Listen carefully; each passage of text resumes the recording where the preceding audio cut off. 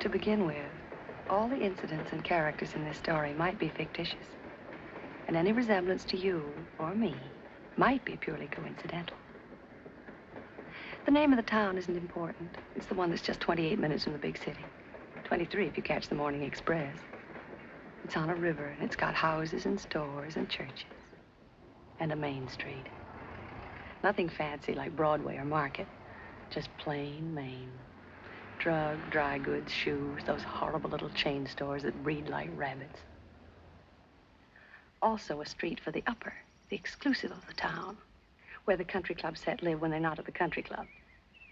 This is the first Saturday in May, and tonight, the first dinner dance of the country club season.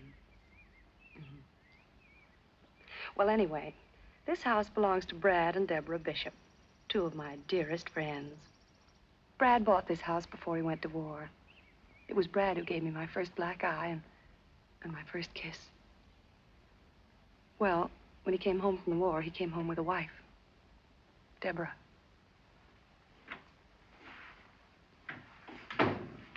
Tomasino said to tell you he found room for your briefcase in the bag. Good for Tomasino. Why'd you have him pack a bag? Because I know these Saturday conferences. They're like Saturday poker games. Don't plan on doing anything Sunday. Strange you're not letting me know when you plan to be away overnight. This is just in case, darling. There's no telling how late it'll be. And I like my own pajamas between me and the sheets in a Turkish bath. You'll phone this afternoon, though, either way, won't you? And leave word, even if I'm not here? Just where might you be when I call if not here? First Saturday in May, remember? Settlement House picnic. That's right, the woman's club thing. Like it? Anything to do with kids, you know that. What are you wearing tonight? I got the one you liked so much in Vogue. But if you're staying in town... What color? Black, like you said. Brad, I don't want to go without you. Darling, it's the first dinner dance of the season. If I only knew you were going to be there. I will be if I can, and if I can't, why should that throw you into a panic? What are you afraid of anyway, Deborah? Good morning, Tomasino. Good morning, Mr. Bishop. I'm not in a panic. Well, then. It's just that suddenly the thought of going to that dance tonight without you...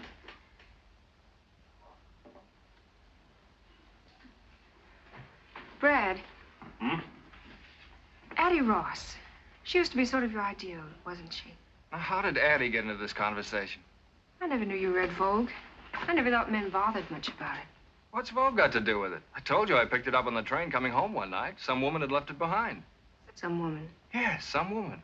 And I thumbed through it and saw a dress I thought would look very smart on you. What's wrong with that? Nothing, I guess. Nothing at all. I should hope not. Well, I've got to pick up Rita. You'll phone about tonight, won't you? Told you I would. It just so happens that the dress I bought that you picked out of Vogue that some woman happened to leave on the train is exactly the dress that Addie Ross wore to the concert 2 weeks ago. Hot toast, Mr. Bishop.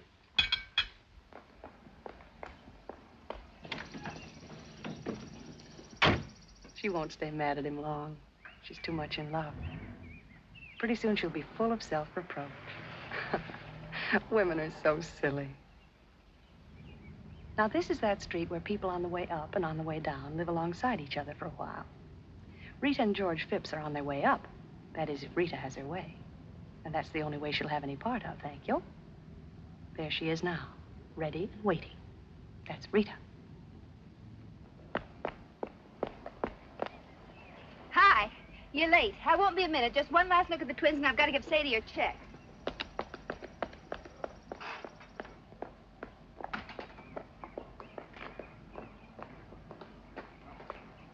On behalf of the underprivileged children in this town, I'd like to thank you overprivileged ladies for sharing your excess privileges with us.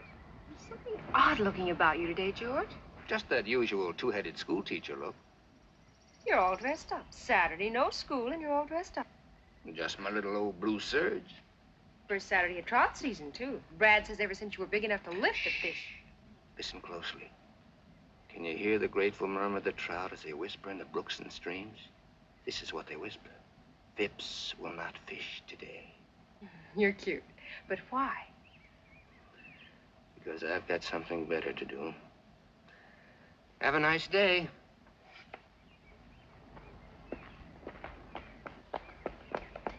darling. We'll have to stop by the station. I've just got to get my copy off on the 842. Do you mind?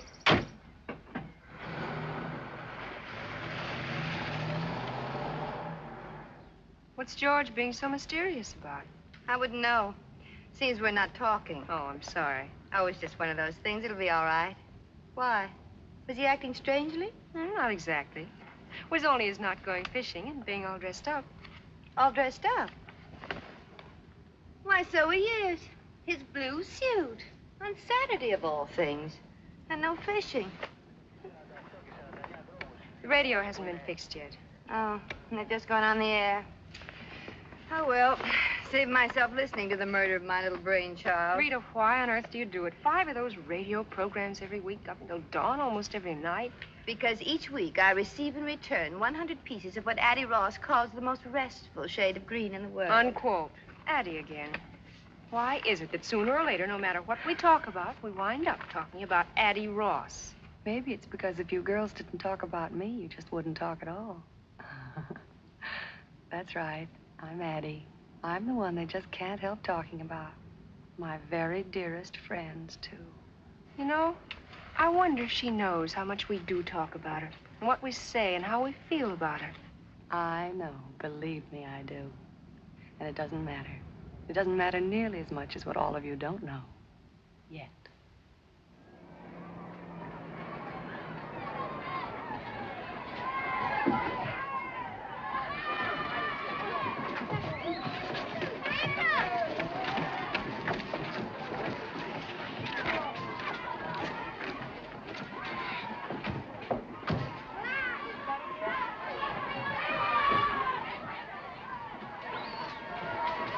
Good morning, Mrs. Hollingsworth. Haven't the others gotten here yet? No, you're the very first, the early bird. I've taken it upon myself to get the children aboard. Oh, good idea, Miss Hawkins. So that when the other ladies arrive, we'll be all ready to go. Fine. They'll only get here.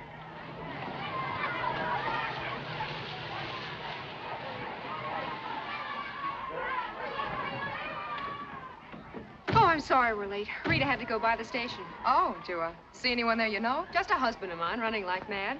Why? Nobody else? Where's Addie? Weren't you supposed to pick her up? Nothing's happened to her, I hope. Addie Ross left town this morning.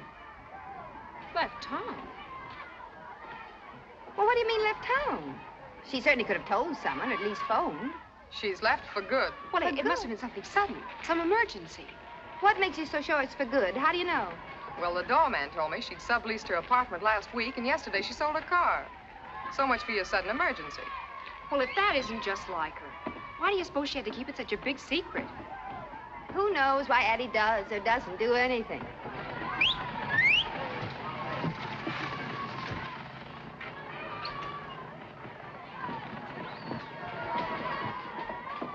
I got a letter for the Mesdames, Bishop, Hollingsway, and Phipps. From the dear departed, I'll bet. Addie's so tactful. She even puts us in alphabetical order. Open it up. No, let's wait. But what? Till we get back. Knowing Addie, I mean, why let her spoil our day? Not my day. Addie Ross never saw the day she could spoil my day. Did I put enough days into that? Dearest Debbie, Lora Mae, and Rita, as you know by now, you'll have to carry on without me from here. It isn't easy to leave a town like our town, to tear myself away from you 3 dear, dear friends who've meant so much to me. And so I consider myself extremely lucky to be able to take with me a sort of memento, something to remind me always of the town that was my home, and of my 3 very dearest friends, whom I want never to forget. And I won't. You see, girls, I've run off with one of your husbands, Addie. Well, if that's her idea of a joke, Maybe it's she an thinks extremely she's poor kidding. taste, If I ever must catch say. up with that character, I'll...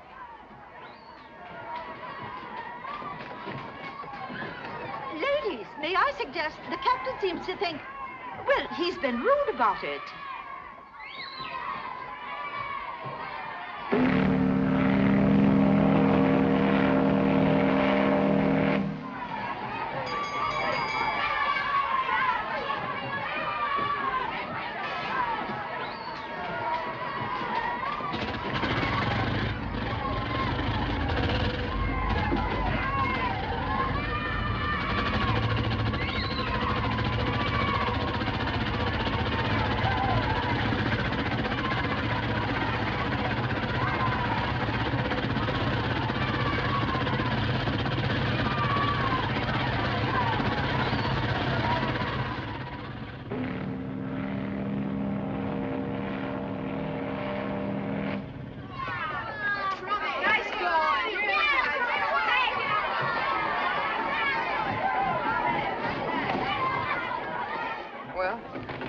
like Addie has crowned one of us Queen of the May.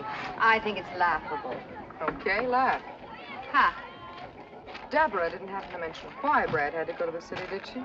He hasn't missed a Saturday on that golf course since they got the snow off the greens. All right, kids, get them while they're red hot.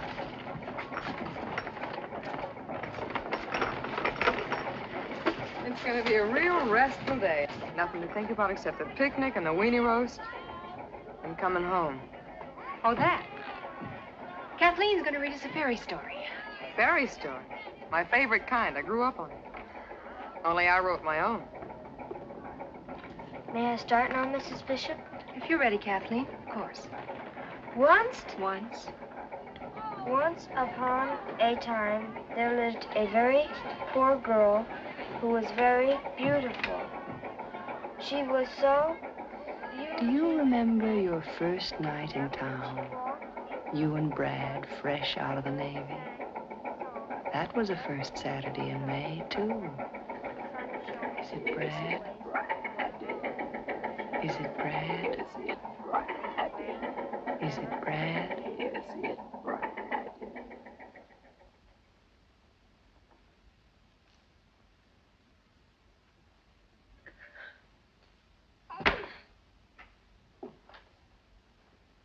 Here now, what's this? Conduct unbecoming an officer and a lady. I'm such an unholy mess. How? This. A little too kinky, maybe? She must have set it with cement. Here, try this. It'll take the kink out of a watch spring.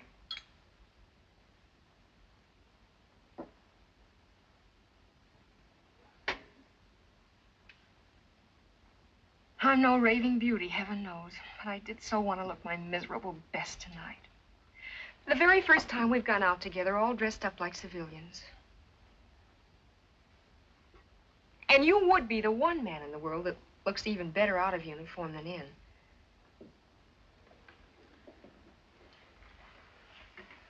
Got the jumps, kid? Quite a day, that's all. Quite a change. Out of the Navy, out of uniform, new home, new town, new friends. Oh, I told that blasted girl I wanted to comb it out soft, making me look even more like a farmhand than I feel. Easy does it. Meeting your friends for the first time. You wouldn't want them to see me like this. I should hope not. You'll be sure to put on a dress. Hey, my tie. You can tie it again. There they are.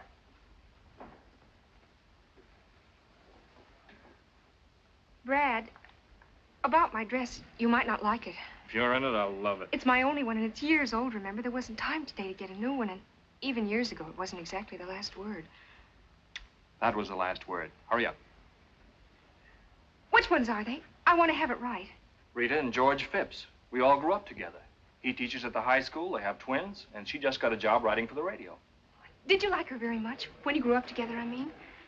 Rita and George were engaged at the age of 5 by swapping beetles. She was never my type. What is your type? Fat, squat little brunettes with mustaches. Get going. And take another whack at that hair.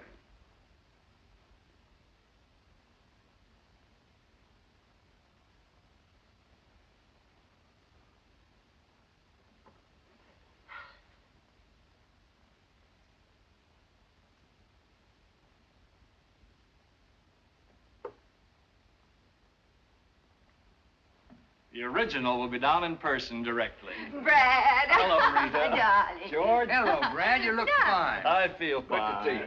Say, what's this I hear about twins? You look like a fugitive from a junior prom. Oh, not next to that, I don't.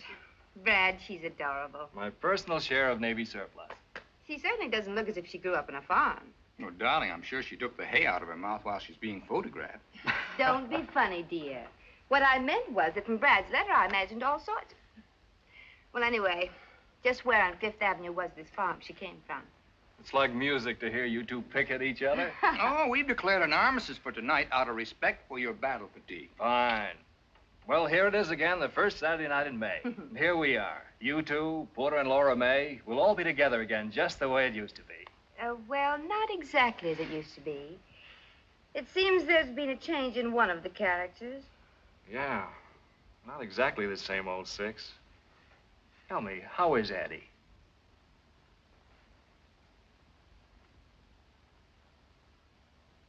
Rita and George, Deborah. Debbie, Rita and George Phipps. They were with me the day I swallowed my first worm, and I hope will be there when I swallow my last. That's the most disgusting introduction I ever heard. Hello, Deborah. Welcome. Thank you. How do you do, Deborah? How do you do? Well, the occasion calls for a drink. A quick one, because we're late. We've been admiring your photograph. Yeah, it's a very flattering one. Maybe it's the uniform. For some reason or other, I always seem to be wearing a full beard in photographs. You know, even in snapshots as a child. Give me a hand, George. Excuse me.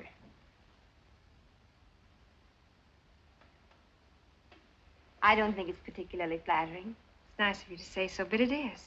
Oh, here's to Deb, and here's to us, and many happy returns of this day. I'll drink to that. Amen. Now, if I can remember my way to the club. Oh, before we go, I have to call the house and see if the sitters showed up. It's Sadie's night out. Oh, why not call from upstairs? I have to get my bag anyway. Good idea. Now, don't make a tribal ceremony out of it, girls. We're late now. George and I'll get the car and wait outside. Remember, we'll be waiting outside. Ready, George? Oh. Oh, they finally put a traffic light at that dip on Orchard Avenue. Yeah? The mayor cracked his upper plate there last Christmas. All the doors and windows are locked. Don't worry about them. What? Certainly not. They're old enough to do that by themselves. We'll be at the country club. Fine. Night. Something wrong? No. The bugle sounds. I think I've got a sick headache and can't go. Well, then there is something wrong. Me. I'm wrong. What do you mean? How? Every which way. Brad, for his friends. You and your husband. The others haven't met yet. The country club, the town. I'm scared. I'm so scared I'm sick.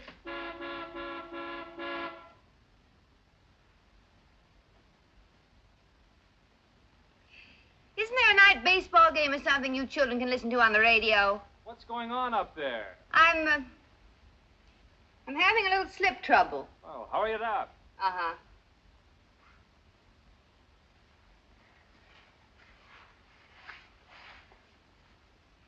Looks like somebody had a lot of martinis. I did. What are you so scared of? It's worse than my first night in the waves. And I'd never been away from home before up to then. But we were all in the same spot. Everything was happening to all of us for the first time.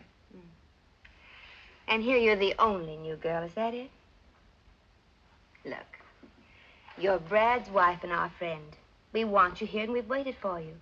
Now, why shouldn't that make you feel safe and secure instead of being scared? Can't be safe and secure by just telling yourself to feel it. Unless maybe you've got twins and a job of your own and grown up with your husband and friends. Oh, I'm sorry. I didn't mean that. Blame it on the martinis. You know, counting ice water, we could squeeze 2 more out of this shaker. Oh, no. No. I've had more tonight than all the rest of my life put together. What was it like at home? Or should I mind my own business? Ever read in the picture magazines about Farmer so-and-so and his model farm, kitchen, and life? Well, it wasn't us or anybody we knew. Papa just get through paying for the thresher and time to start paying on the new separator. Till I was 13, a bus took me 3 miles that way to grammar school. Till I was 17, another bus took me 11 miles that way to high school. And after that, I stayed home. Till one day, I took a bus 58 miles that way to join the Navy and see the world. And meet Bradbury Bishop. And fall in love and marry Bradbury Bishop. Why not? Why not, I said to myself. I was quite a girl in the Navy, head of my class. Hooray for me. Pretty cute in that uniform. That uniform. It's the great leveler.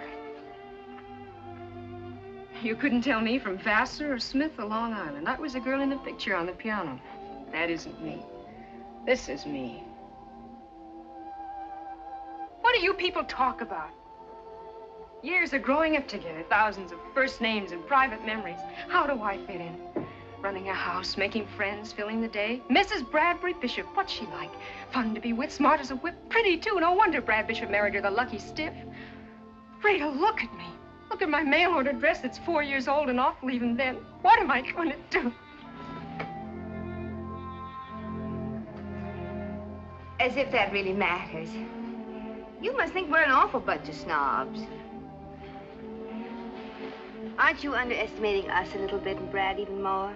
You know, it's just possible he knew what he wanted and you had it. And if you had it, you've still got it. Oh, I should thank you for the kind. I can't hear you. Sit up.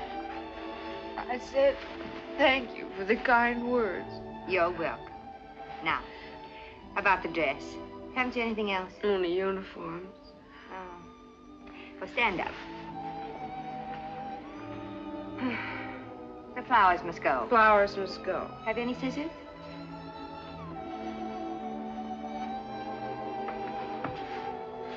Scissors? Oh. I'll get the ones in the sleeves. You tackle the big one on the middle. Careful now. Careful now.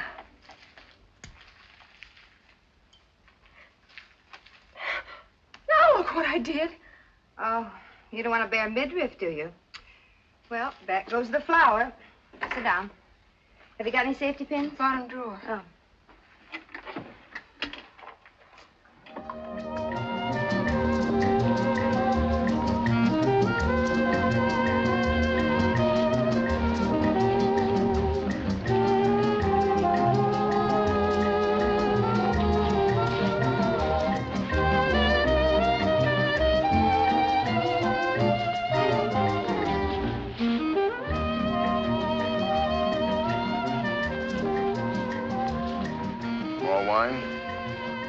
Thank you, no.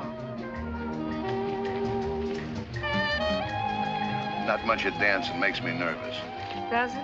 Whatever I do, I want to do well. Can't do a thing well, leave it alone, I always say. I think I will have a little more wine, thank you.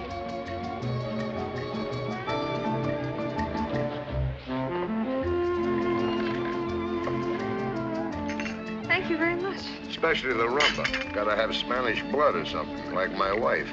Comes from an old Spanish family named Finney. In many South American countries, there are many very distinguished families with Irish names.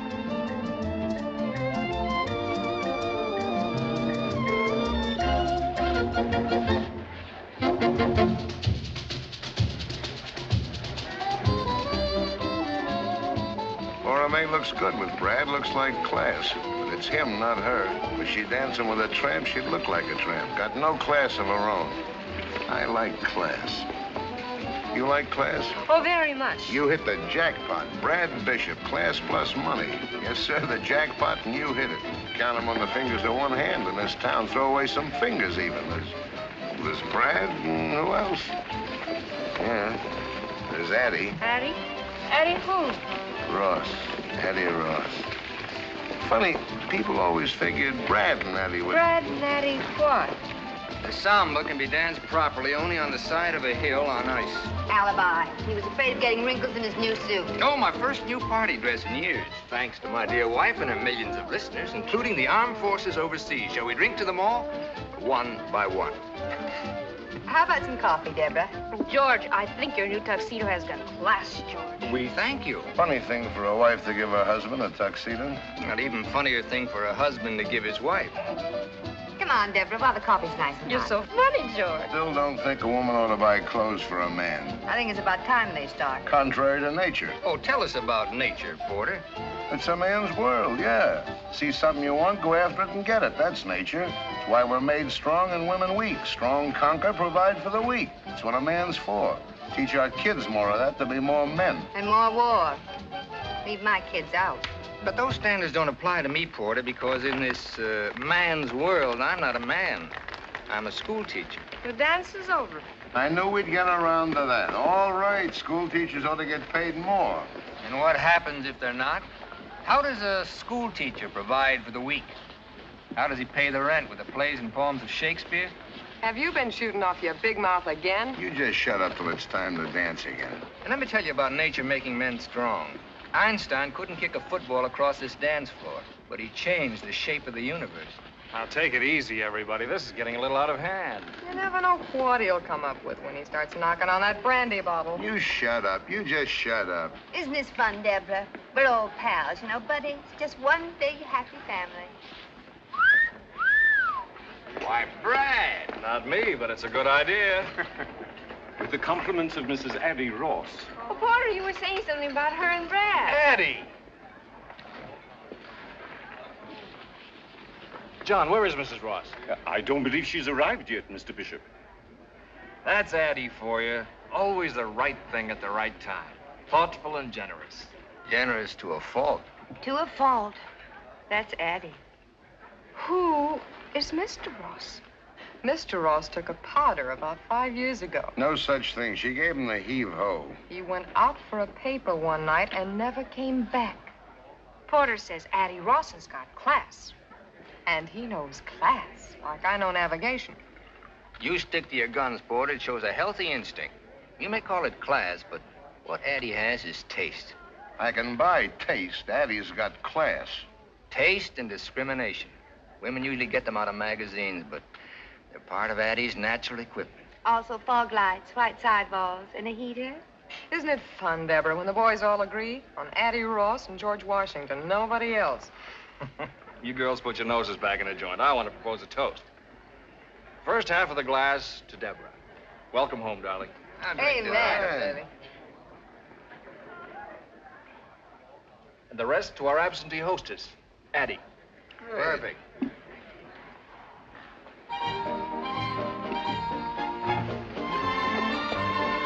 Let's show him a flash of old Vienna. But, darling, if you don't mind. Before the floor gets crowded. I don't think I should. Oh.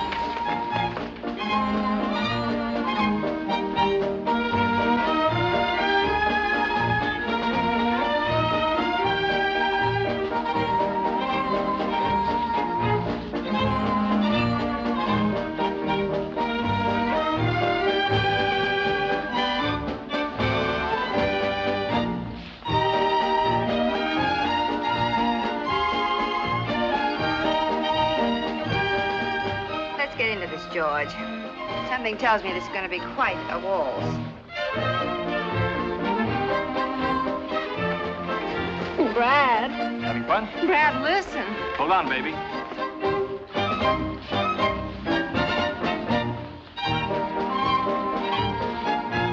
Once more. No!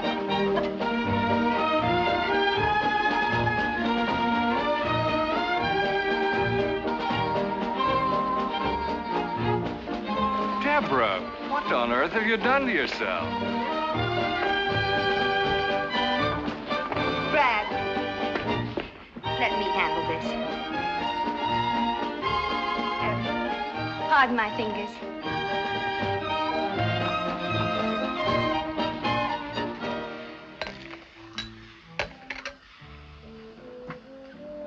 Here, drink this. What is it? A new inner tube. There you are. I think that'll be all right. Thank you, Miss Jenkins. You're welcome. Rita, will you take me home? You've got the idea that everybody out there is watching that door waiting for you to come out. Maybe not, but Brad is. Then it's because he's worried about you. Because he's ashamed. In front of his friends, ugly and pinned up, drunk and sick. Oh, I wanted so much to be what he wanted, to do what was right. Like Addie Ross, the right thing at the right time. But I didn't, I couldn't, I've humiliated her. What happened tonight could have happened to anyone. Don't you realize that? Then take my word for it. Come on.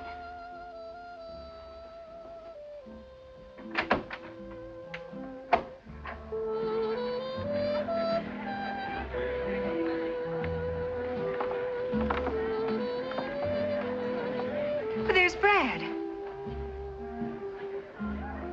Well. I see Addie got here after all. Is it Brad? Is it Brad? Is it Brad? Is it Brad? Is it Brad? Is it Brad?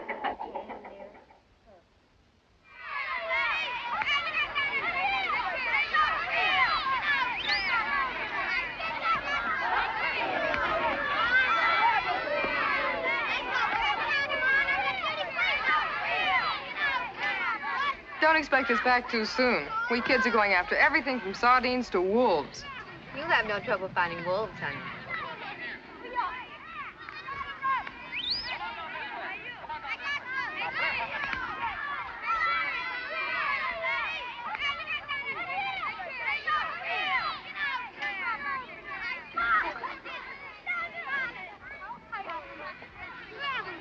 Almost lunchtime? I've called a recess. When your own fingers begin to look like frankfurters, it's time for a slight rest. I suppose it's occurred to you that Lora Mae has kept herself as busy as a bird dog ever since we got here. The very thought of a hike wears me out. Maybe she just doesn't want to sit still.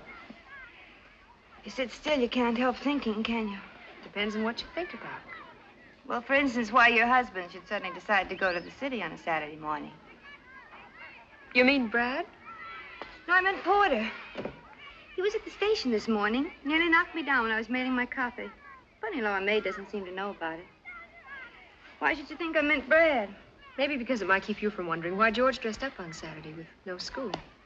You're being a little too touchy about a perfectly inoffensive remark, it seems to me. Oh, let's stop this sudden bickering. We're beginning to behave like some movie about a woman's prison. Not a bad comparison at that. Cigarette? Thanks.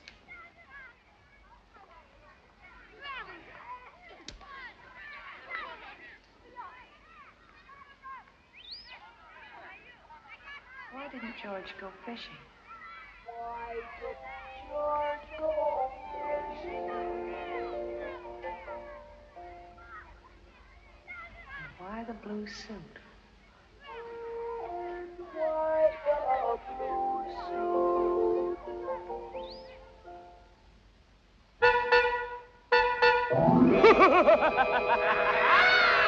He's crazy! Buy your car from Crazy Eddie. Pay when you get good and ready. Nothing down, drive as you pay. Buy your car. The Crazy Eddie way.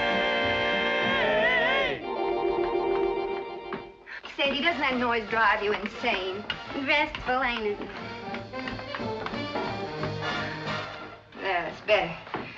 Well, the twins are fed and ready to be put away. Now, if George would only show up, how many canopies are you making? 2 dozen, and the way I figure it, 6 healthy people ought to be able to eat 200 or 300. They're just appetizers, Sadie. And let's get a couple of things straight. First, when you announced dinner... I know, I'm not supposed to say soup's on. How did I tell you? I forgot. Dinner is served. Dinner is served. And you're not to say it as though the food were poisoned. All this fancy schmancy because 2 people from the city are going to eat here. Mrs. Manley's a very important person. She has charge of a great many radio programs, including the one I write. You know what I like about your program. Even when I'm running the vacuum, I can understand it. Thank you so much. Now, the second thing. Does the new uniform fit? It's kind of corny. Wear it. Only one thing, the cap is out. Makes me look like a lamb chop with pants on. Oh, Sadie. The cap is out. Sadie, please, just this once. Okay. Oh. Hello? Oh, hello, Mrs. Manley. No, not at all. I was just rereading the script for Monday. Oh. What's that, Mrs. Manley? Yes, it's a good connection. About the script. Oh. Well, I'll just have to make the revisions tonight, that's all. What? Oh, no, Mrs. Manley, you've just got to come. I've looked forward so to your meeting George in line with that matter we discussed. You remember, Mrs. Manley? Yes, that's right. He'll be just perfect for it, you'll see. No, don't worry about that. I always work best late at night anyway. Yes. 7:30, that'll be fine. And you can tell me about the changes when you get here. Fine. Goodbye, Mrs. Manley. There's George. Changes. When am I supposed to sleep? What's Mr. Phipps gonna be so perfect for on the radio? Nothing. And you keep quiet about it. I will. Only he won't. Good evening, one and all. Hello, George. Yeah, how now? Why the look of doom? Oh.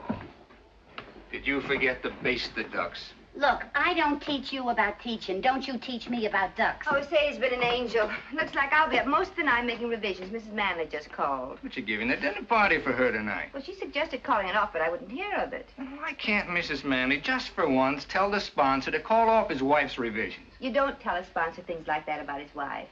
George, you just don't understand. No, I suppose not. Well, it may not make your bad news any better, but I got good news. Have you, darling? Oh, George, 10 of 7, we've got to get dressed. Don't you want to hear my good news? Of course I do, darling. Did you get the liquor and cigarettes? Right here. Oh, now, you take the cigarette boxes while I put the liquor away. Why does everything have to be full when guests arrive? Full cigarette boxes, candy dishes, fresh cakes of soap. Aren't we supposed to eat, smoke, or wash when we're alone? Where's the scotch? I didn't buy any. Why not? Too expensive. Bourbon's a better drink anyway. But the Manleys are a cinch to want scotch. People in show business, you know what I mean. Those kind always drink scotch. Well, I know what you mean, but I wish you wouldn't say it in radio English. That kind, not those kind. There are men who say those kind who earn $100,000 a year. There are men who say stick 'em up who earn more. I don't expect to do either. Nor are you expected to pay for the scotch. You're quite right. Funny how it slips my mind that in certain respects, I'm only the titular head of this house. Oh, don't be silly, darling. I thought it very amusing to begin with.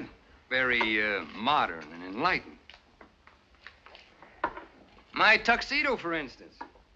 The same tuxedo that for some strange reason you want me to wear tonight. Well, what's so wrong about getting dressed up once in a while? Nothing at all. Unless it's obviously an attempt at pretense. And just what is so pretentious about tonight? Tonight we'll sit down to one of Sadie's duck dinners. Present will be Porter and Lora Mae, with whom we've had many such dinners when you wore slacks and I didn't bother to shave. But this time, also present will be 2 advertising moguls who happen to employ you. Their presence means a new uniform for Sadie, my children prisoners in their room, and all the pomp and hysteria usually reserved for coronations. I call that pretense. All right. So I'm out to impress the boss. What do I get for that? 30 years? Tonight's important to me. I've planned and worked, shopped, taken the twins off Sadie's hands, written my program, and I'll be up all night tonight, and it's worth it to me. And as far as dressing's concerned, you can come in a cowboy suit for all I care. Oh. And why do the chairs have to look as if nobody ever sat down in them? Because they do. Oh, come on, Rita. Let's cut it out. Look, you finish up down here and see if you can't relax for a few minutes. You all ready except for your dress? I'm combing out my hair. Good. Look, I'll put the twins to bed and call up the liquor store to send over the scotch, all right? George. Huh? Please, no jokes about radio. I'm afraid they don't have much of a sense of humor about it. Oh, neither have I. The time for joking about it is past. Radio has become a very serious problem now, like juvenile delinquency. That's what I mean, cracks like that. Well, that wasn't a crack. I meant it.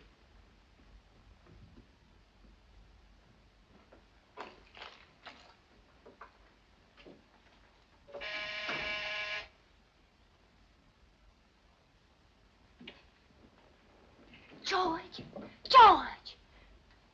Sadie, don't open the door. It might be the guests. It can't be. It's only 7. But if it is, they mustn't see you like that. If they're that early, they deserve what they get. Well, wait a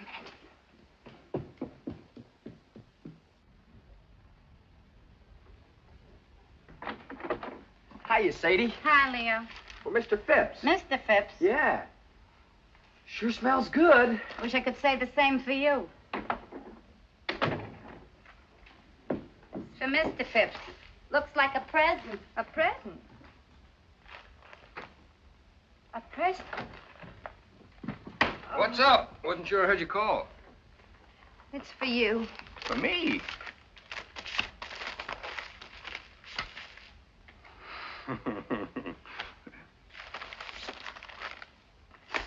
For George on his birthday. If music be the food of love, play on. Addie. Well, I'll be... The Brahms. The concerto in B flat. Oh, it's a recording made in Vienna before the war. But how'd she find it? George. Hmm? It's your birthday today. I know. I just plumb forgot. Well, don't worry about it. I'm not much for birthdays. Yes, you are. You're very much for birthdays. Well, this time you had a lot on your mind. Even so. Happy birthday, George. Happy birthday, George. What a memory that girl's got. Almost a year since we talked about it. I'm going to play for the Twins right now.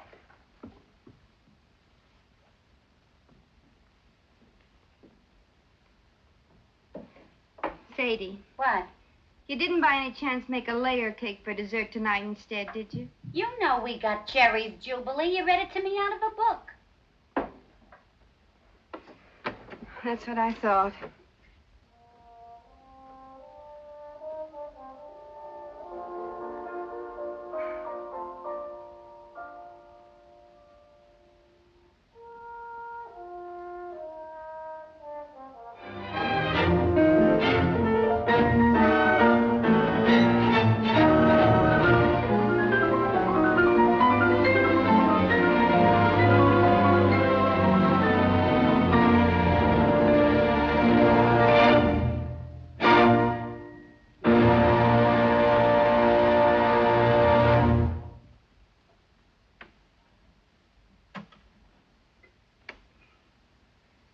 Sometimes I don't think we appreciate the miracle of the phonograph.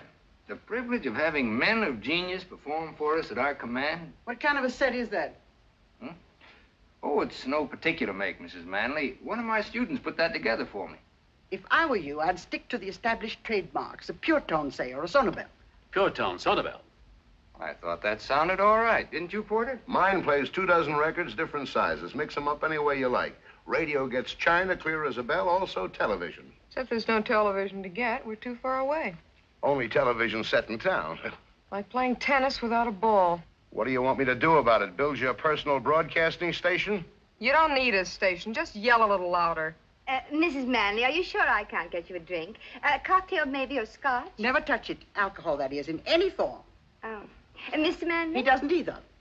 Well, coming from show business, you might say, I always imagine those kind took a nip now and then. Wouldn't be keeping faith with our clients. Most respected trademarks in the American home. Well, I think I'll have one more. Porter?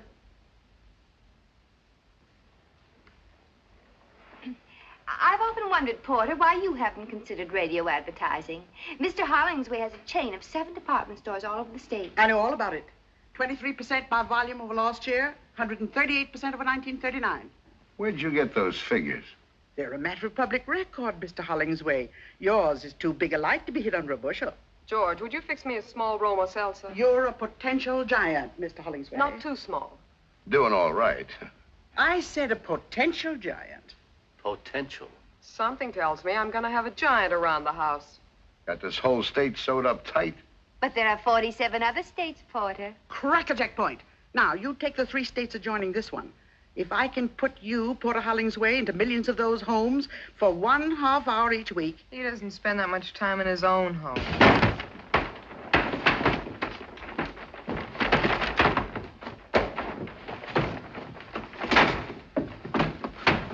Excuse me. I told you the screen was a crummy idea. Soup's on. Thank you, Sadie. Mrs. Manley? All right.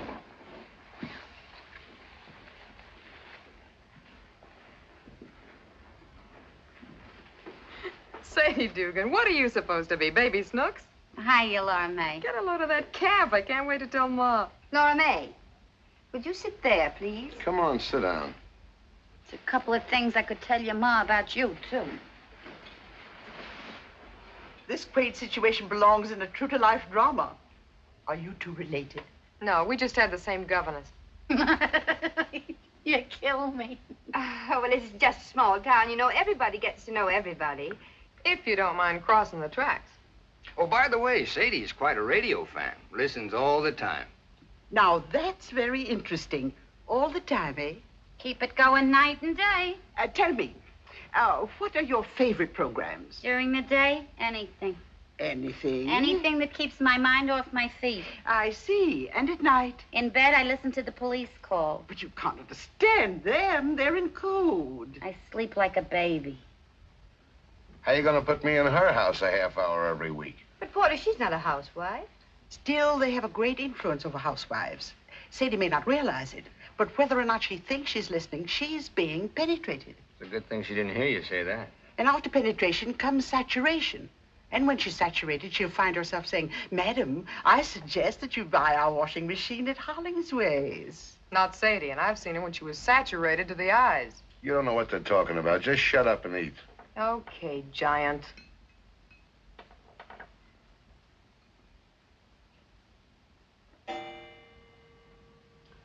It's 8:30. I can't miss Brenda. Excuse me, please. Where is she? Radio. Confessions of Brenda Brown. One of ours. Wait a minute. Here, you better let me do that for you. I've got to tell Sadie to hold the ducks. Sorry to eat and run like this. So sorry. I won't say it doesn't matter because it does. Euclid Street, Wilkes-Barre, Pennsylvania. She writes, "What a thrill it was to hear my little girl say, Mother, it's such fun to have you read to us now that you use baby breath. so be sure you don't offend. Be double sure with baby breath." Oh, we missed most of the commercial. Shucks, and that's the best part, too. Just thought I'd eat the soup while it's hot. George, how'd that happen? Baby Breath brings you the confessions of Brenda Brown. Who was the mysterious Central American with a gay smile and the black pearl ring? Promised a scoop by her Gruff City editor, Brenda Brown, girl reporter for the Star, has accepted the senor's invitation to dine and dance at a swank penthouse rendezvous. It was most kind of Senorita to dine and dance with me tonight. It was kind of you to ask me, Signor Montevideo. Please, call me Armando. If you like, Armando. Gracias. That's Spanish for thank you. Gracias. Lord Bruce, I'm proud and flattered. What small-town American girl would not be at a proposal of marriage from a gentleman as distinguished as you? But I must decline with thanks. You decline? I don't understand. We have Lady Bruce to consider. Invalid though she is, and though you've been married in name only for many years, she is your wife in sickness as she was in health, and must not be cast aside. I see. Besides, I am a registered nurse. It is my chosen profession, my duty, and much as my personal feelings from time to time. You and I, my dear Lord Bruce, must remain just another case. Another case in the notebook of Linda Gray, registered nurse. Listen next week for another chapter in this amazing human document. Linda Gray is brought to you by Protecto, product of the Duro Enamel Company. Remember, one thin coat of Protecto after bathing guarantees... This is the Allied Broadcasting Company. Enough? Might as well turn it off. There's nothing but music from now on. My, that was fun. 2 whole hours. Linda ran over almost a minute. The 3rd time in a month. 3 minutes gone. 1 full commercial. Gone for good. Well, some more coffee, anybody? George? Some more coffee, anybody? I just asked everybody, dear. Well, time to go home. George. Already? Seems as if you just got here. Come on, Giant. Back to the beanstalk. Get your coat. I'm ready. Been such a lovely evening, my dear. Pleasant company. The duck was fine. But of course, eating out here off your lap's gypsy fashion. The time just flew by. Tempo fugit. Right, Professor? Almost. And our little hostess has her work to do. Oh, it's not so much.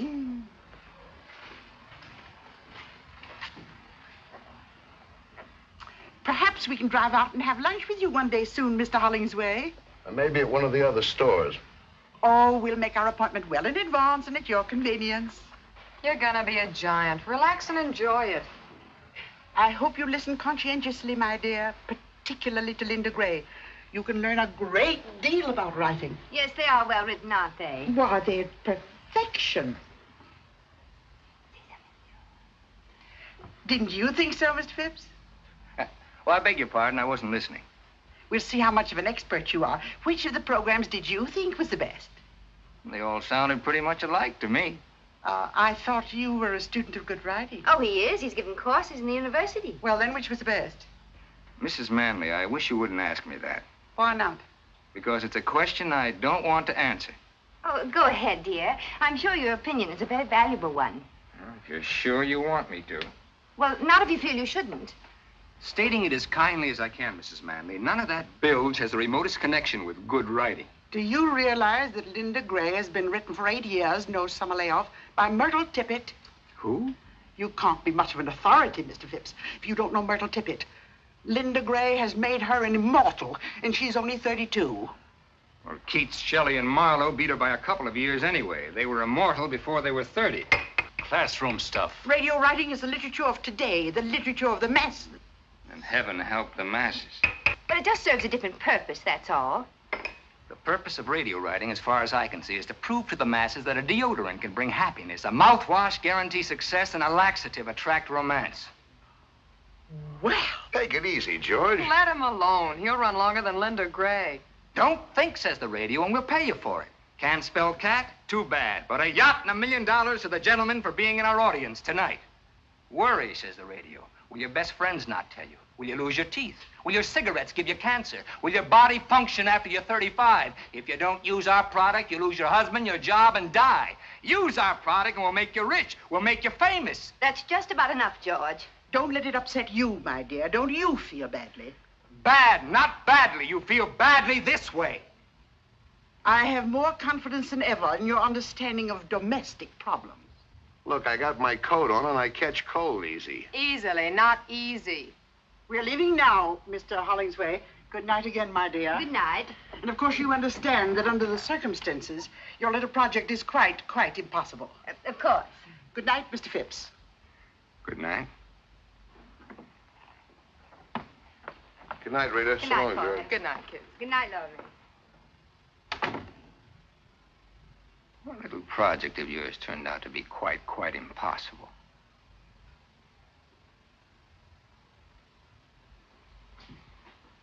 I'll take care of tidying up. You better start your revisions. It's all right. I'm sorry about this. I know how much it means to you. Well, it couldn't be helped, I guess. Oh, George, it would have been so simple to say something non-committal. Not for 3 hours it isn't. I held back all night. Anyway, she doesn't blame you for it. Didn't she tell you not to feel badly? I wasn't thinking of myself. Well, then what can she do to me? Report me as being un-American? Radio's like a religion to those people. When you attack it, you attack their faith. And once they feel you're against them, they're off of you for life. There's no making it up. Why should I want to make it up?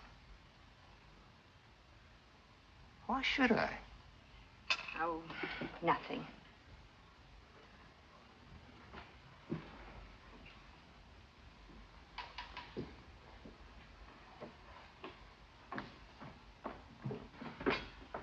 You know, this is getting to be like a good mystery story where you think you got the murder picked out and it turns out to be somebody else. For just a minute, I had your little project tied up with Porter.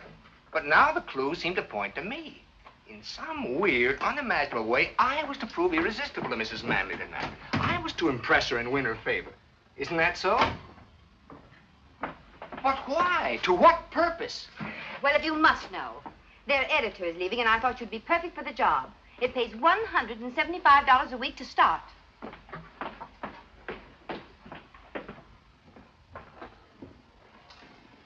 Come here. Sit down for a minute. Look, Reed, let's put aside my nausea at the idea of working for the Manleys. Let's put aside my personal likes and dislikes. They're not important. I'm willing to admit that to a majority of my fellow citizens, I'm a slightly comic figure, an educated man. Nobody's asking you not to be. Think of the good you could do. Maybe raise the standards. Commercial radio? What's the phrase? Wait for your laugh? I'm a school teacher. That's even worse than being an intellectual. School teachers are not only comic, they're often cold and hungry in this richest land on earth. And thousands are quitting every year to take jobs that pay them a decent living. That is unhappily true. Then why not you? Because I can't think of myself doing anything else. What would happen, do you think, if we all quit? Who'd teach the kids? Who'd open their minds and hearts to the real glories of the human spirit, past and present? Who'd help them along to the future? Radio sponsors? Comic strips? At that, I've been luckier than most. Even without what you earn, I've managed to keep our heads above water. It's quite a strain over a period of time with the water lapping at your chin. And that's where you've been a great help. You've made it a lot easier for both of us. I'll admit it has upset my male ego from time to time. And your overdeveloped sense of taste and discrimination, which is apparently equaled only by that of Addie Ross. Let's try to keep Addie out of this one. I am fed up with taste and discrimination. You're not making sense. I'm fed up with your nobility and wisdom and superiority, and your contempt for me and everything I try to do. You're talking nonsense. Everything I say is nonsense. It's all this work. You're overtired. You do too much. Well, you suggest I stop doing this moronic radio trash with which I pay most of your bills? Now, calm down. And where do I go back to? Washing, scrubbing, ironing, and a life of taste and discrimination? I'm fed up with Addie Ross. What's it all about, really? If music be the food of love, play on. Give me excess of it, that surfeiting the appetite may sicken and so die. From Twelfth Night by Mr. Shakespeare, which Addie and I played in high school. I thought it was a very clever note. And there was more to it than a childhood memory. Yes, there was, but we won't go into that right now. We're going to get a few things straightened out once and for all. Sit down. Yes, Professor. Sit down. 7 years ago, I made the most perfect marriage ever devised by man, heaven, or radio.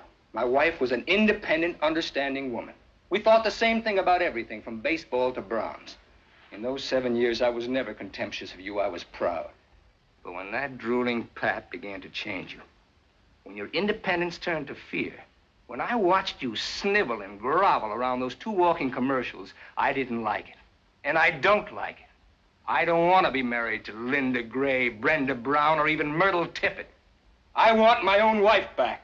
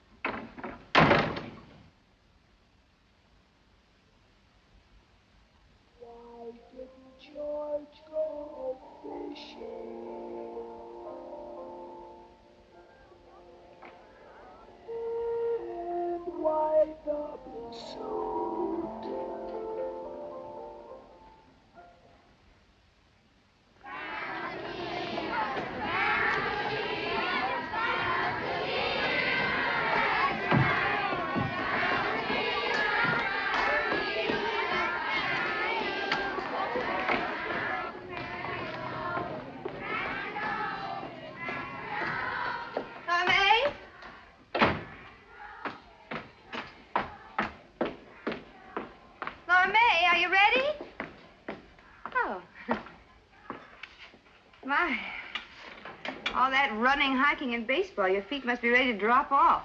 I've covered more ground in Porter's store from the notions counter, just back and forth to the water cooler. How's it feel, Lora Mae? Porter spreading out on a national scale, going to be a big merchant prince. How's it supposed to feel? No more small towns for Porter.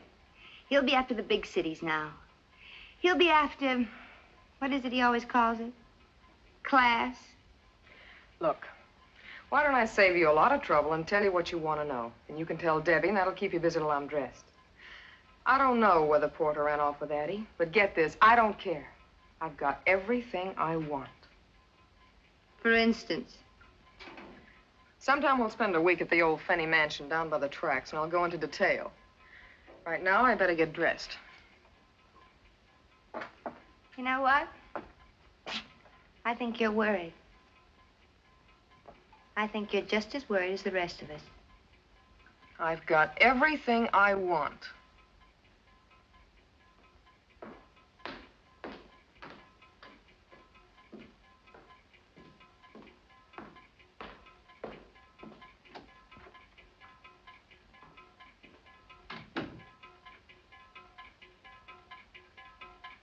Maybe you haven't got everything you wanted after all.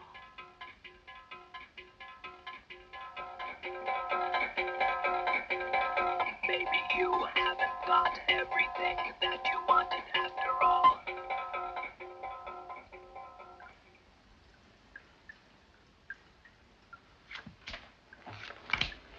Your bet. How much you got in front of you? About $11,000. That's my bet. Okay. What do you got? Ace high. You're next. Jack. 9. You win. Beer? Yeah, if you're all out of champagne.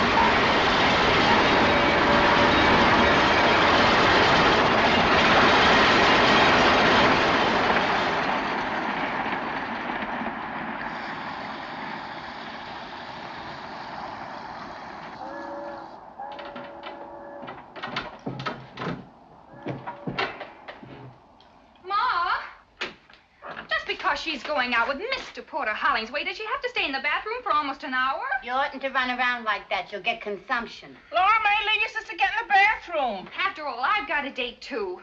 A respectable date. That's your sister you're talking about. I don't care. I think it's disgusting. He's 35 if he's a day. I wish I was that disgusting again. Your sister knows what she's doing. Oh, sure. They all know what they're doing. They're always going to wind up being supervisors or buyers or something. Well, Porter Hollingsway knows what he's doing, too. Lora Mae, didn't you hear what Ma said? And how do you think I feel having my friends talk about my sister? Your sister's a decent girl, like I hope you are. And there's nothing wrong in going out with the boss. If it'll bring a couple of bucks into the house. Nothing wrong. No, nothing wrong. Then she'll wind up with a steak dinner, and that's all. Are you looking for another snack? Ma, will you please make her get out? Oh, all right. Lora Mae. Yes, Mother? You don't own that bathroom, you know. There's other people in this house. But you're such a quiet little thing, dear. One never knows you're about. I still think it's disgusting. How do I look? If I was you, I'd show more of what I got. Maybe wear something with beads. What I got don't need beads. What's your new job gonna be? Something secret, like a spy? Something you can't talk about in the office? All right, so I'm gonna disgrace the fair name of Finney. Wait till it snows and throw me out in the street. I'm beginning to think your sister's right. And to think a daughter of mine... How many payments are you behind that icebox? Not for all the iceboxes in the world. They can come and take it away. Though heavens knows it's one of the few joys I have in life. They're not gonna take it away, and I know what I'm doing. Well, remember, you're my daughter and a decent girl. Come on, Ruby, lay off her. It's him. I guess so. You got everything? Where's your purse? Right there. He's out in front, in a car a block long. Well, what are you waiting for? Relax. He just blew us on again. That ain't Gabriel. Relax. My nerves can't take this. Lora Mae, what are you waiting for? That's what I was waiting for. Sadie, would you be good enough to answer the door? Well, my union don't like me doing this kind of thing for free, but okay. Anybody wants me can come in and get me. This ain't a drive-in. Well, I never. Hello, Sadie. Hi, Porter. Good evening, Mr. Hollingsway. Good evening. I see you know Miss Dugan. You just didn't know my last name was Dugan. But I don't believe you know my mother, Mrs. Finney. Mother How do you to do? Mr. Hollingsway. How do you do? Won't you sit down? Well, the table's reserved for 7:30. It's after that now. Yes, you are late, aren't you? I won't be a minute. Just get my bag. Your bag is... It's a cold night out, ain't it? Not bad.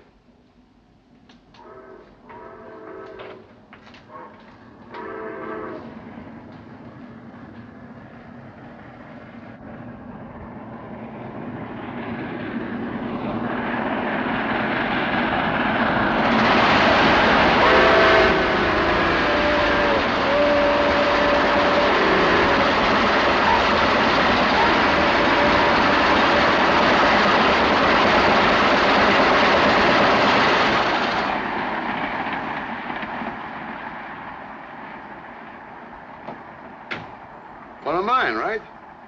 Uh-huh. Giant size with a super freeze box, right? Uh-huh. How long you had it? How long they been on the market? A couple of years. Yeah, that was one of the first. Uh-huh.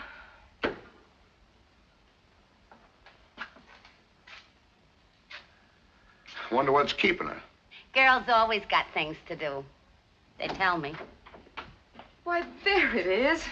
How silly of me. Ready? We're late. Good night, Mother dear. Don't wait up. Thank you, Sadie, darling. Good night.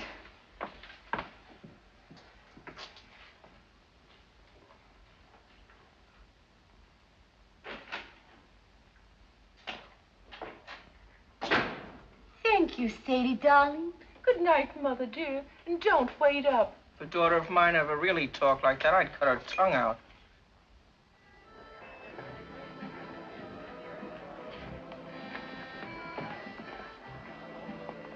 Here you are, Mr. Hollingsway. My, what a pretty shade of green. What's it called? Cream de mint. Tastes like peppermint. It isn't too strong, is it? Wouldn't hurt a baby. Well, I'll just have to trust you.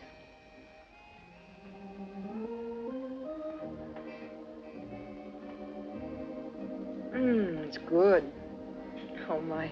When I think of all the wonderful things that you know about that I've never even heard of. Got a few years head start. Now, don't you go making yourself out an old man, Mr. Hollingsway. Let's make it porter. Why, the way I look at it, a man isn't really grown up till, say, 35 at the least. Yeah. This is a very nice place. I've heard about it, though, of course, I've never been. I come here all the time. With other young ladies you want to talk to about new duties at the store? Let's not talk business. I thought that's what this dinner was for, Mr. Hollingsway. We'll get around to it.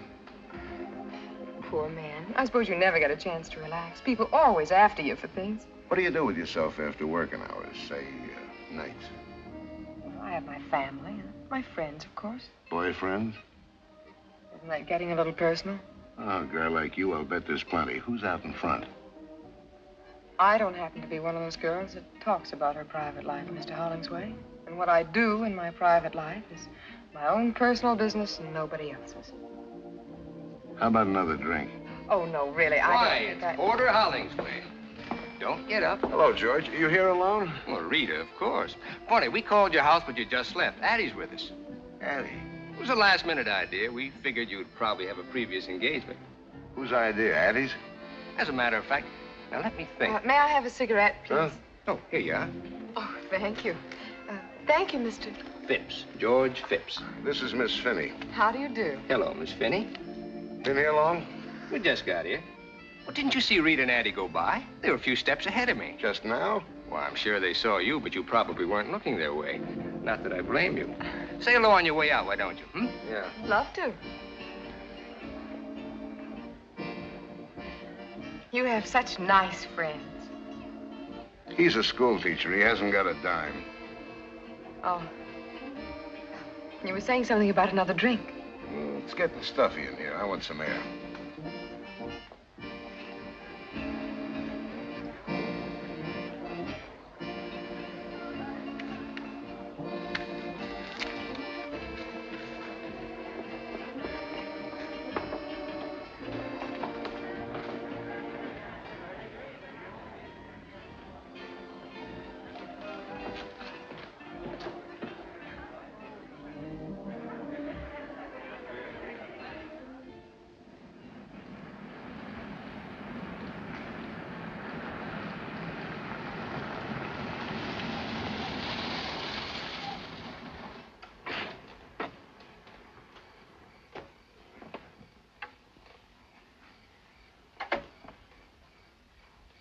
Weren't you out of cigarettes back there?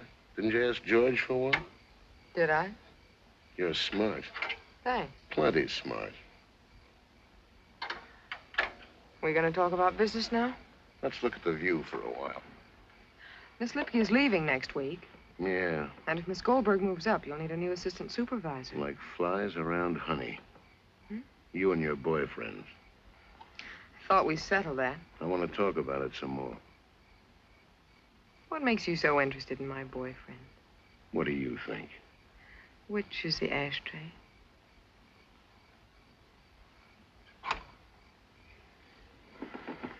I've got very definite ideas. Like what? There's never been anybody in particular. Nobody special. Plenty wanted to, I'll bet. What do you think? But you've been waiting for that one guy to come along? I got very definite ideas. What's he got to be like, this one guy? Someone that wants to marry me more than anything else in the world. You sure got wrong ideas about things. They may be wrong. They're definite. Well, tomorrow's another working day. Shall we go? Yeah.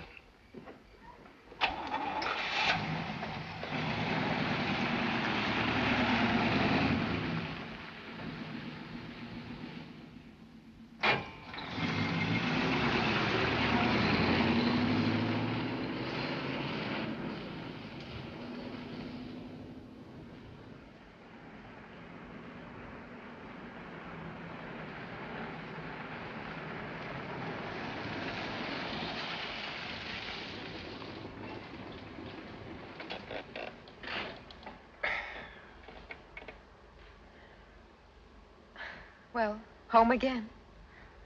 I want to thank you for a lovely evening, Mr. Hollingsway. That's all right.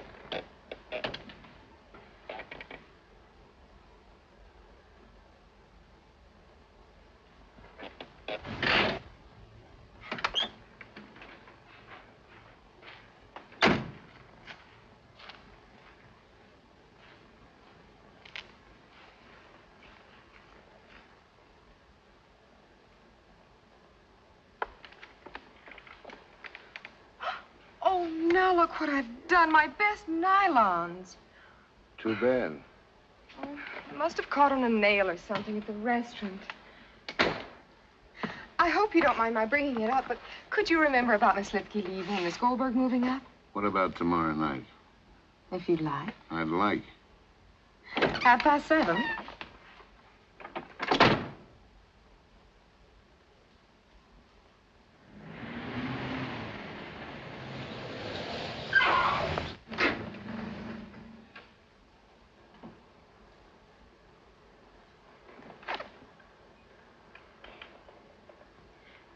Thank you again, Mr. Hollingsway, for the lovely nylons. It wasn't really necessary. Forget it. Before we say goodbye, I'd like to tell you that your friendship has meant a great deal to me, and our evenings together. They've been wonderful. And I'm just sorry that... Well, goodbye. Goodbye.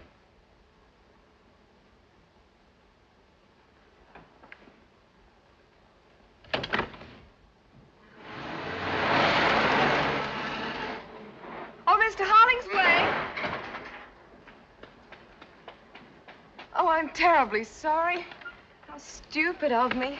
After all my graceful speeches, I forgot my nylons. They're in the back. I know.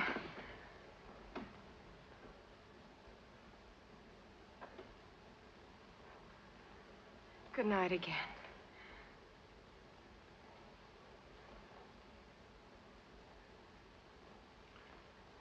And goodbye, Porter.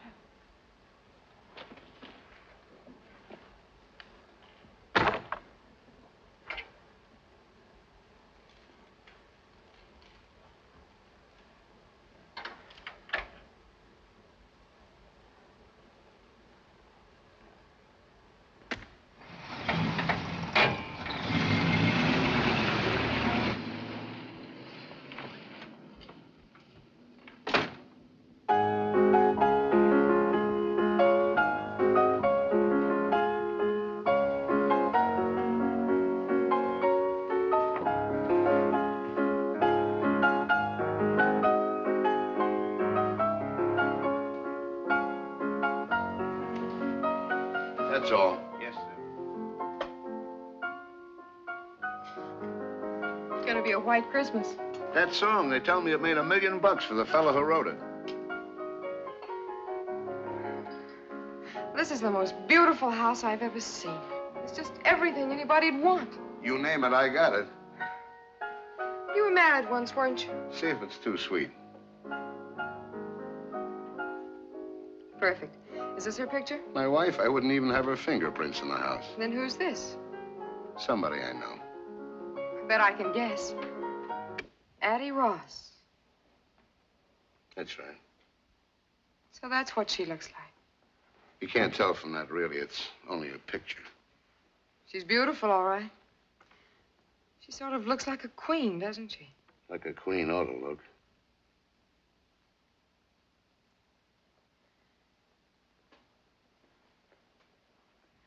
I imagine you must be very good friends. I helped her with some investments.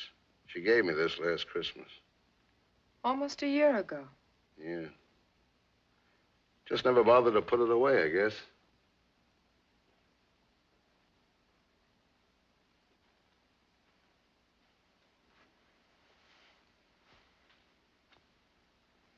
Porter, You know how I feel about you. how?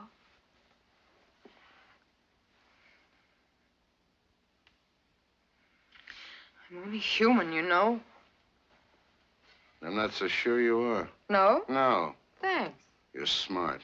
So you told me. I'm smart, too, and I've been around. I'll bet. It's an old act. You're good at it, but you don't fool me. You're smart, all right. Smarter than anybody. And I know all the answers. Then answer this one. Why pick on me?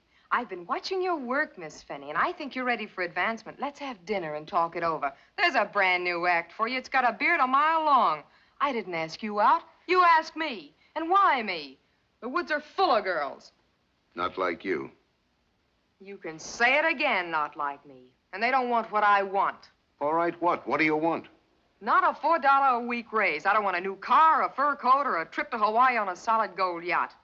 You don't carry what I want in any of your 7 big stores, Mr. Hollingsway. Name it. I want to be in a silver frame on a piano. My own piano in my own house. You mean you want to get married? Does that make me a freak? I've been married once. You know that, and once is enough for a man like me anyway. Maybe I'm just not the type. Maybe you just haven't found the right girl. Living with somebody all the time, I'm not easy to get along with. I'm set in my ways. I want to do what I want when I want. Why, if it was just a question of the right girl, wouldn't any man in the world want to marry you? Not if he thought he could marry Addie Ross. Maybe I don't know all the answers, but I know some of them.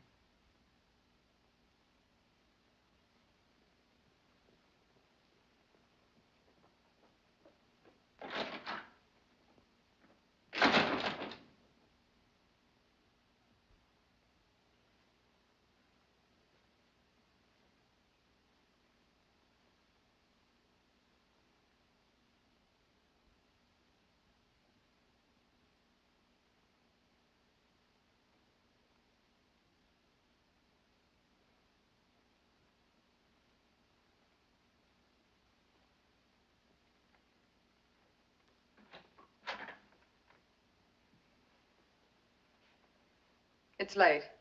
I better be getting home. Okay, if I call you a cab? Beats walking in the snow.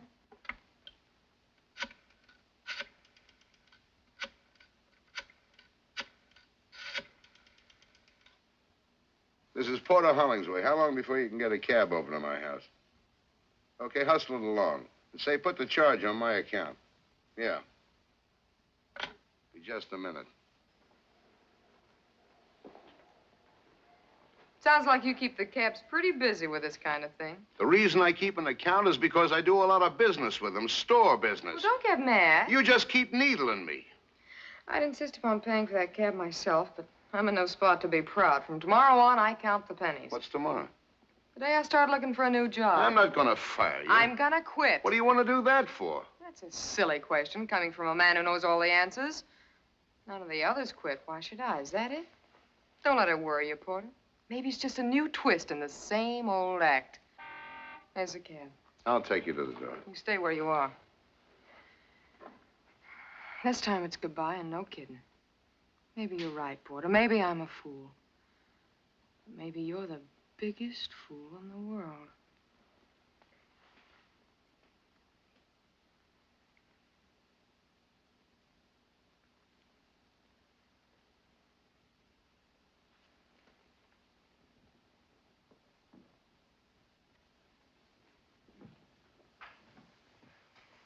Lora Mae.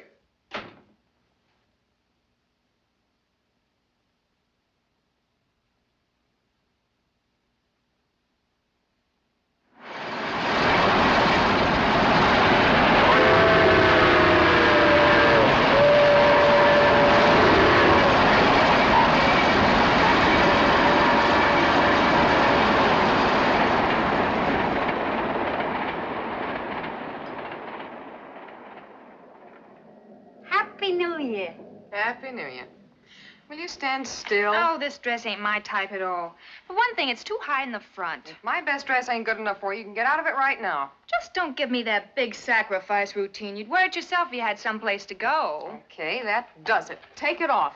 It was Ma's idea for me to wear it, not yours. It's still my dress, and you got 30 seconds to get out of it. Just because it's New Year's Eve and you haven't even got a You're date. gonna look awful silly running around this kitchen stark naked. Ma! 10 seconds to go. Just because you got Porter Hollingsway mad at you. 5 seconds. Ma! Can't we have some peace in this house even on New Year's Eve? You got it mixed up with Christmas. New Year's Eve is when people go back to killing each other. Which reminds me, I gotta go to work. That's a fine way to see the New Year end, serving up champagne for Mrs. Addie Ross and friends. It beats sitting alone with a glass of stale beer. Forget it, Sadie. I didn't mean it the way it sounded. I know. Tell you what, comes midnight, I'll slip Porter Hollingsway a Mickey. Don't bother. It's a pleasure. Night, kid. Happy New Year, Sadie. Is he going to be at the Addie Ross party? That's what the invite says. She's expecting the pleasure of his company. How do you know? Listen, when they hire Sadie Dugan for a waitress, they submit a guest list. And Lora Mae could have been there, too. Stop picking on her. Who's picking on her? You and Babe. You stop it and make Babe stop it, too. Of all the time to quit a job just before Christmas with all the bills due and 5 months due on the icebox. Ruby Finney, you gotta make up your mind whether you want your kids happy or your icebox paid up. Oh, not for all the iceboxes in the world. Relax. Have a good time tonight at the bingo party. Gee, I wish you were going to be there. Happy New Year, Ruby. Happy New Year, Sadie.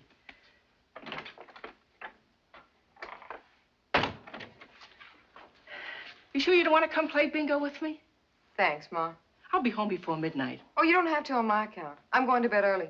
Well, I better go get dressed.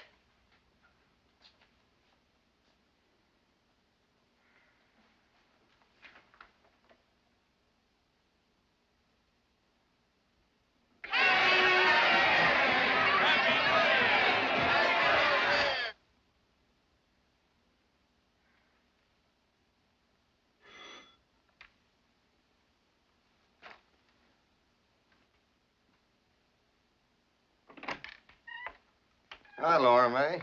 Hi, Nick. Babe ready yet? Unless she's beat her brains out with a powder puff. Sit down. Give me a cigarette, huh? Sure.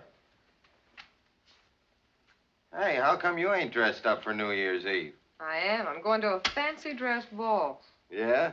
As what? A queen. A queen?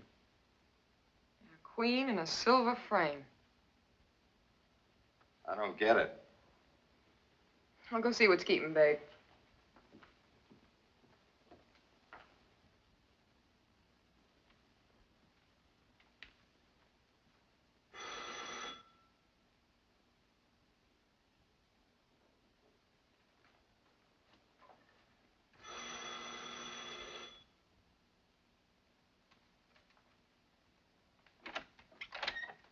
Who are you?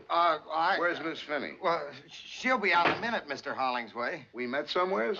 Not exactly, Mr. Hollingsway. I work in your shipping room. You waiting for Miss Finney? Yes, sir. What's your name? Nick, Nicholas Butler. We're just good friends, kind of, Miss Finney and me.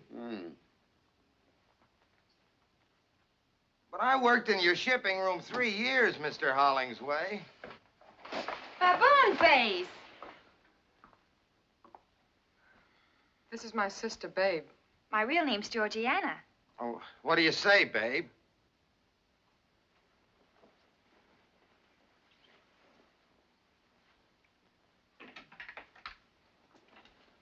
Happy New Year, Mr. Hollingsway.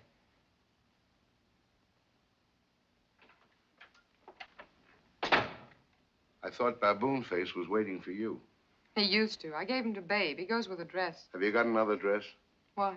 I want to take you to a party. Addie Ross's party? Yeah. Maybe she wouldn't like that. She said she'd be delighted. She must need another waitress. I told her we had a date and not to expect me if you'd made other plans. We haven't got a date, and I haven't made any plans, so why don't you just run along? Will you go someplace else? No. Why not? You know why not. These are for you. Thanks. Put them on. I'm not going anywhere. You wouldn't want to let them die. I'll put them in the icebox. The orchids ain't paid for either.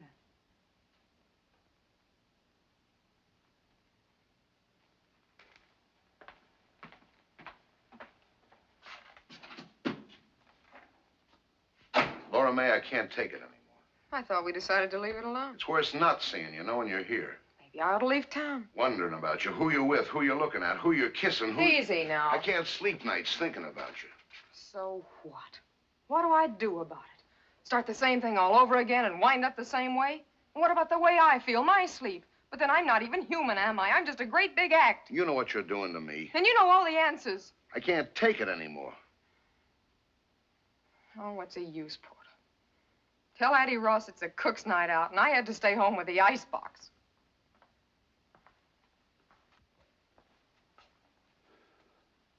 Okay. Okay, you win.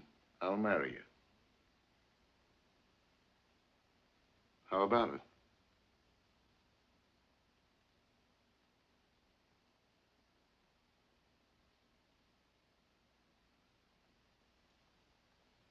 Thanks. For nothing. Now, what kind of an answer is that? I don't know. Just felt like it, that's all. We'll do all right, kid. We're starting out where it takes most marriages years to get. Out in the open, no jokers. You'll see. You've made a good deal, Lora Mae.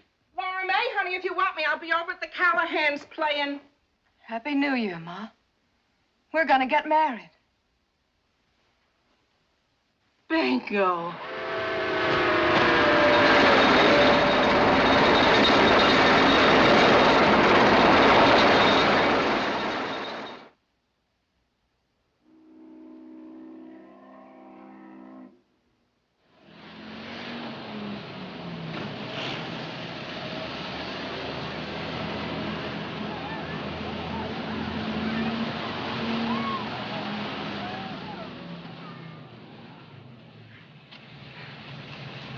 Well, see you tonight at the club.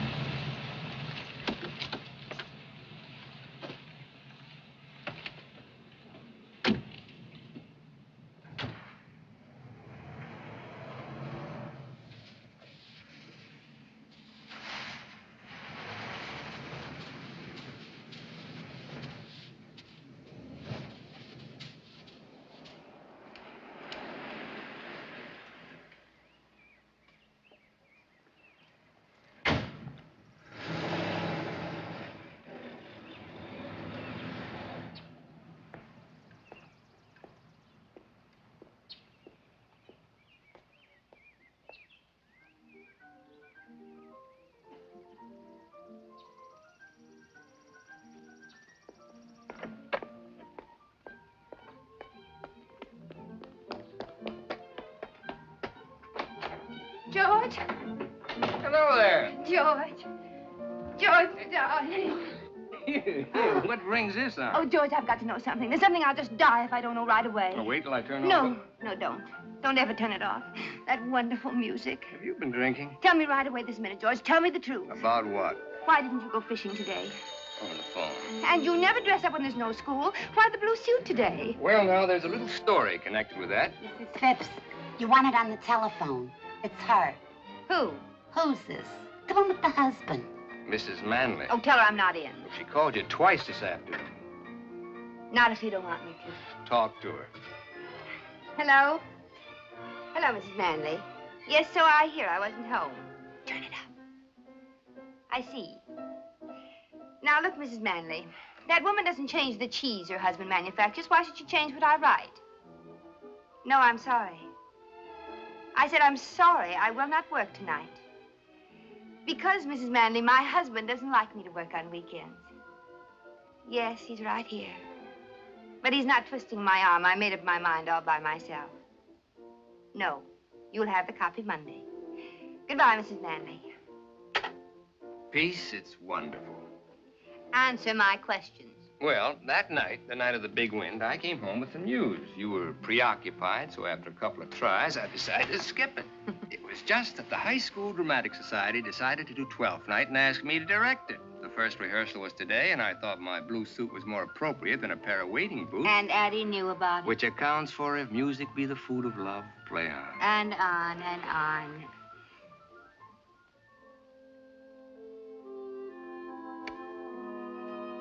Good evening, Thomasino.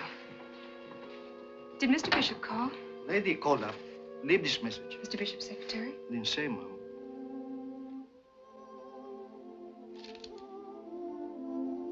Mr. Bishop called to say he is very sorry. He will not be home tonight.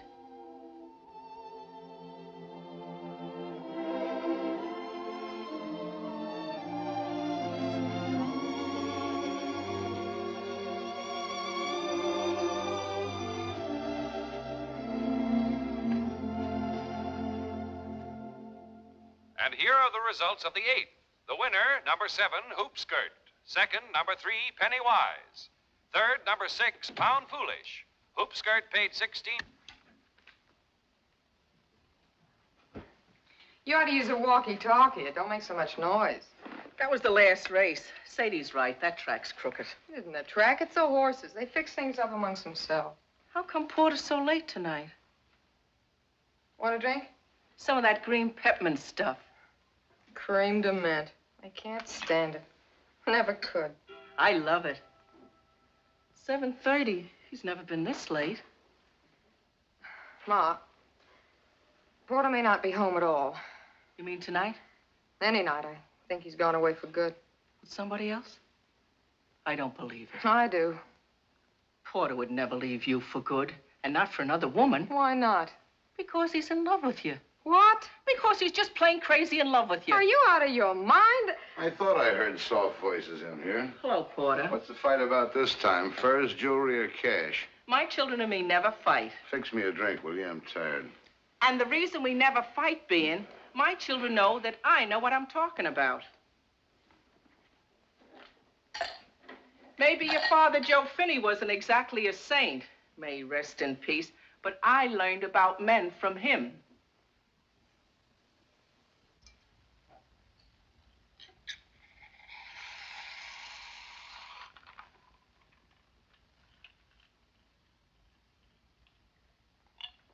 Too much soda.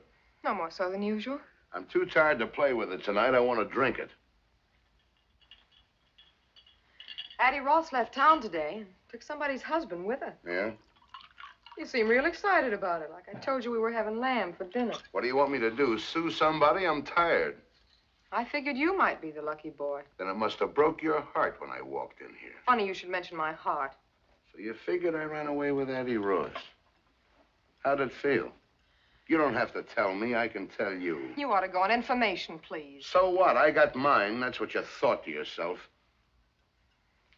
You ought to get a concession at some carnival. You're a regular mind reader. 3 years of playing the good wife. Here's where I cash in. Here comes the payoff. That's what you thought. I've been a good wife, the best wife your money could buy. Strictly cash and carry. Isn't that what you wanted? Isn't that what you told me? Out in the open, you made a good deal, kid? Did you ever stop to think, Porter, that in over 3 years, there's one word we've never said to each other, even in fun? To you, I'm a cash register. You can't love a cash register. And I'm part of your inventory. You can't love that either. I asked you to marry me because I was crazy about you. You didn't even ask me. I've been a good husband. You got everything you want. If you'd only asked me, if you'd only made me feel like a woman instead of a piece of merchandise. Did you give me a chance to? All you ever showed me was your price tag. You better get dressed. We're meeting the others at 8:30. I'll be ready when you are.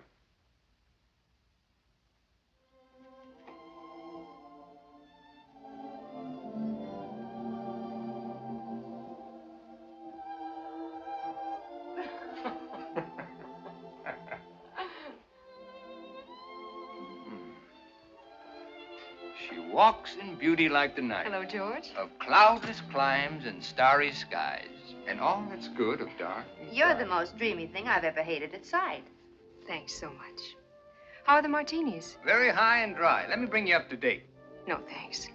Not drinking? Not at the moment. So how long a wait do you suppose before Brad comes sliding down the banister? A rough idea. He's not here. What do you mean he's not here? Brad's not here.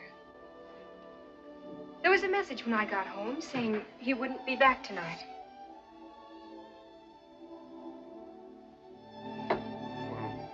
Perhaps you'd rather not go without him. Why not? Well, Then how about having just one with us before we leave? Thanks. I feel fine just as I am. oh, a tiny one for medicinal purposes against the night air, huh? She doesn't want one, George. Well, then, shall we?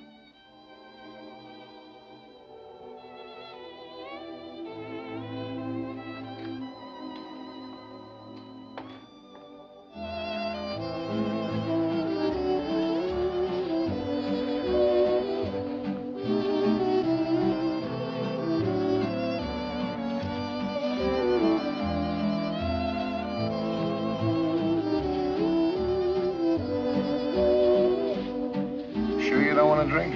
Sure. You know who that guy is? A bookie. All the barbershops and saloons in town dancing with my wife. He came over and asked very politely. She'd dance with anybody. She waited to see if you had any objections. I wouldn't object if a chimpanzee asked her. Then you've got no right to complain. Oh, I've got no complaints. I'm Happy Joe from Kokomo. Greatest little wife in the world. Fine home, fine friends. Everybody loves Oh, me. why don't you stop acting like a spoiled baby? Everybody loves I'm Porter. fed up listening to your wah, wah, wah. You're always talking about being such a man. You don't even act grown up. What are you getting sore about? You're so stupid. Oh, wait a minute. Have you any idea how much Lora Mae's in love with you? No, how much? So much she's afraid to tell you. Afraid you'd laugh at her. Me laugh? She couldn't say it with a straight face. Lora Mae in love with me, it's all she can do to wait it out. Wait it out. Yeah, like an annuity till it matures, like a slot machine that pays off. That's what she's waiting for. A chance to call it off, to collect. The end of the line. Fares, please. Don't tell me about love and Lora Mae. Oh, George.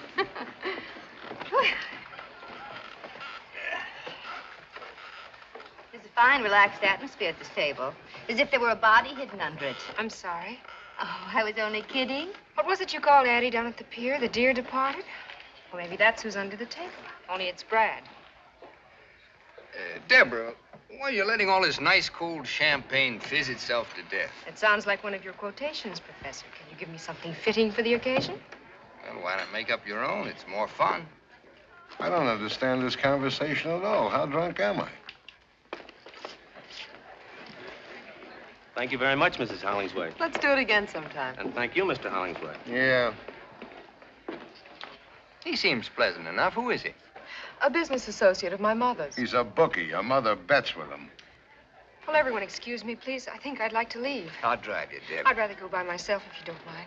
What's going on here? Shut up. Why not spend the night with us, Debbie? Thanks just the same. Will somebody tell me what this is all about? Later, I'll tell you later. Don't you know, Porter? No. Come on, let's go for a little walk. No, I want to tell Porter what he doesn't know. I want to say it out loud. The reason I want to go home, Porter, is because I've been spoiling everybody's fun. Don't be silly, I've tried Deb. hard to make believe the way you do, Porter, but I'm not as much of a man as you are. I can't anymore. Make believe about what? Don't you know by now? You're not as smart as I thought, Porter. You want it in so many words? Deborah. All right, then. My husband has run away with Addie Ross. Please, nobody get up. Good night. Sit down. Porter, please. Sit down for a moment. Let her go, Porter. You keep out of it. Everyone else, too. Just for a minute. Brad didn't run away with Addie Ross. I did. How? You're here. Man can change his mind, can't he?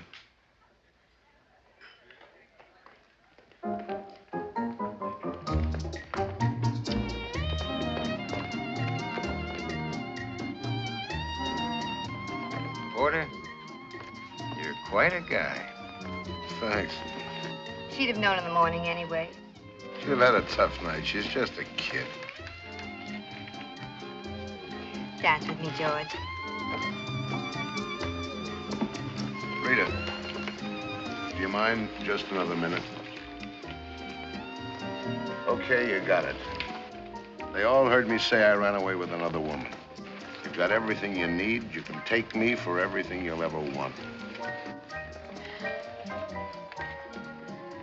Like always, Porter, when you start knocking on that brandy bottle, you'll come up with anything. I guess I stopped listening. Because if you said something, I just didn't hear it.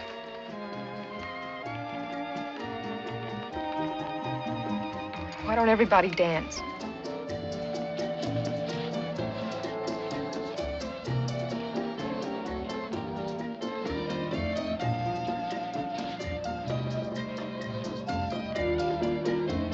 Lora Mae.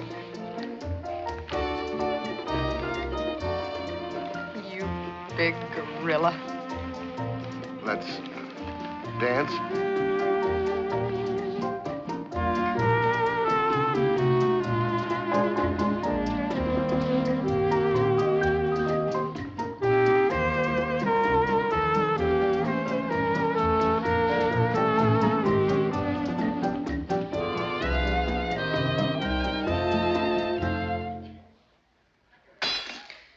Hi-ho. Good night, everybody.